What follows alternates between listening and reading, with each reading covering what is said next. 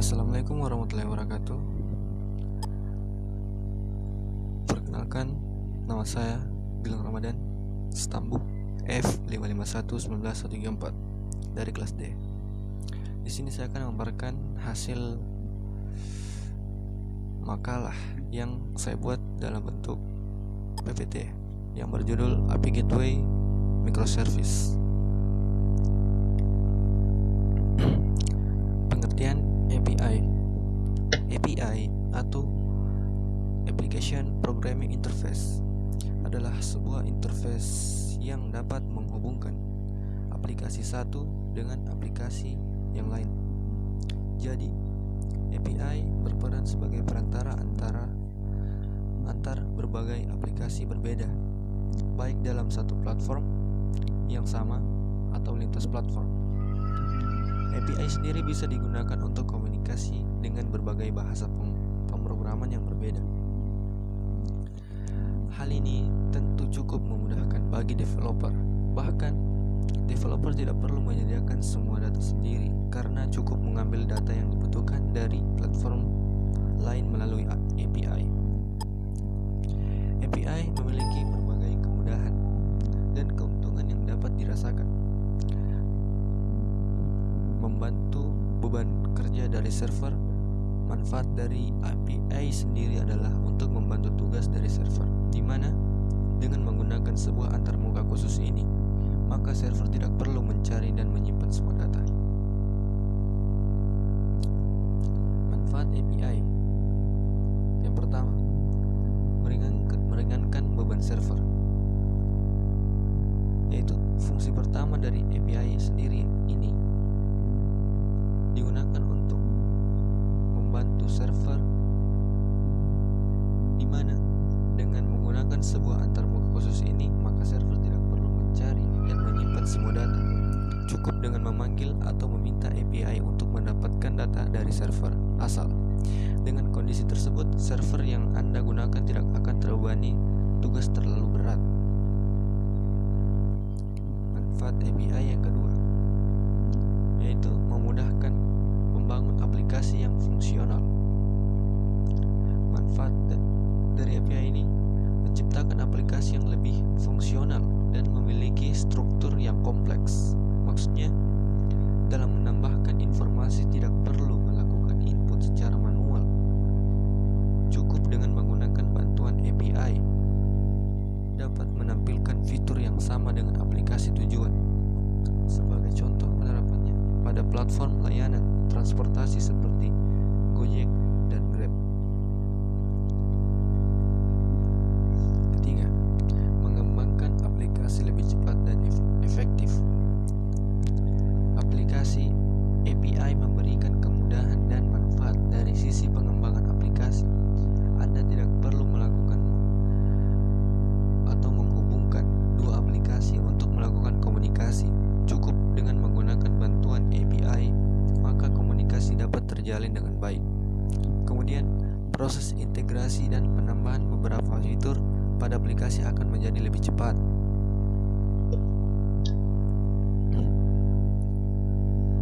Jenis-jenis API. Selanjutnya, kita akan masuk pada pembahasan mengenai jenis-jenis dari API. Menurut penggunaannya, API terbagi menjadi 4 jenis sesuai dengan hak aksesnya. Berikut merupakan penjelasan dari keempat hak akses tersebut, yaitu Private API, di mana hak akses jenis ini penggunaannya tidak terbuka secara umum dan cenderung dibatasi. Biasanya, penggunaan Private API digunakan dalam ruang lingkup yang lebih kecil. Sebagai contoh, API dari backend untuk menghubungkan informasi kepada front-end melalui platform website, serta API pada aplikasi untuk mengembangkan aplikasi mobile. Yang kedua, Public API. Yang kedua merupakan kebalikan dari Private API, di mana Public API ini digunakan oleh setiap orang tanpa dibatasi penggunaannya. Cakupan dari penggunaan sangat luas dan bersifat open source. Sebagai contoh, Google Maps API juga menerapkan hak akses public API. Cukup hanya dengan mendaftarkan saja pada platform tersebut untuk dapat mengakses data dan sumber informasinya. Partner API. Yang ketiga, hampir sama dengan public API, namun terdapat sebuah aturan khusus di mana yang dapat menggunakan interface ini adalah user yang sudah mendaftarkan diri terlebih dahulu dan memiliki izin penggunaannya. Composite API. Dan yang terakhir, merupakan jenis hak akses untuk dapat menyimpan data pada berbagai server di dalam satu tempat saja. Tentunya dengan menggunakan hak akses ini memiliki beberapa kemudahan dalam kecepatan dan fleksibilitas akses data, serta menghemat waktu penggunaan. Pengertian API Gateway. API Gateway adalah gerbang dari beberapa API yang bertindak sebagai titik masuk tunggal untuk grup microservice yang ditentukan dan berfungsi sebagai manajemen API, merge beberapa API, authentication API, dan sebagainya. API Gateway adalah aplikasi server yang bertindak sebagai single entry point pada sistem yang kita bangun. Dalam hal ini adalah aplikasi yang kita bangun dengan arsitektur microservices. Selain itu, API Gateway juga bertindak sebagai middleware, sehingga sistem internal yang kita bangun di belakangnya bisa kita enkapsulasi. API Gateway juga bisa kita beri tanggung jawab lain seperti logging, authentication, rate limiting, caching, transforming, dan load balancing.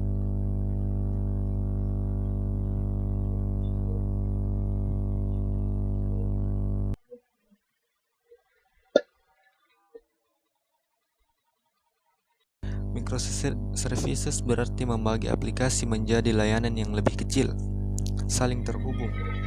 Microservices memungkinkan tiap fitur pada aplikasi mengalami pengembangan tersendiri.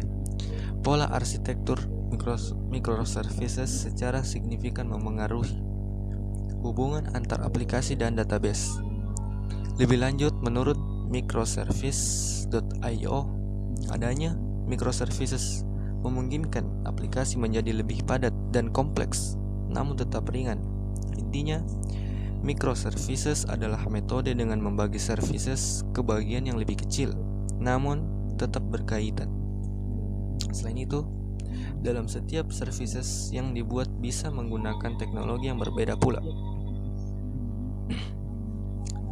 Kelebihan dan kekurangan microservice. Kelebihan yang pertama, aplikasi lebih aman dan sesuai dengan perkembangan. Setiap service berdiri sendiri dan lebih mudah dimonitor.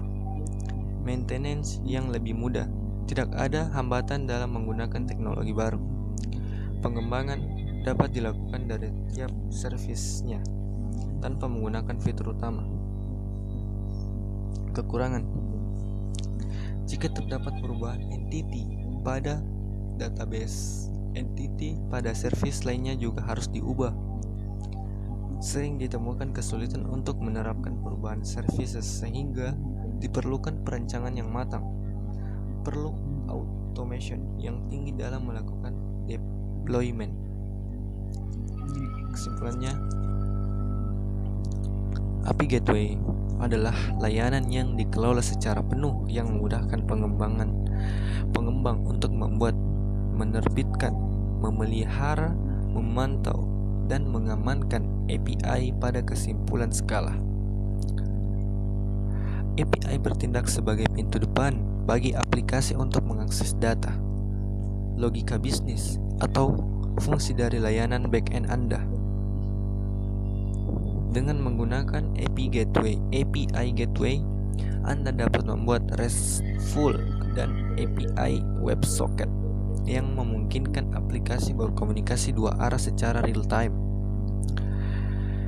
Microservices adalah agar tim developer mampu mengembangkan aplikasi yang secara cepat dengan membuat komponen dari aplikasi berjalan secara independen sehingga dapat memenuhi kebutuhan bisnis yang terpenuhi, yang terus-menerus berubah.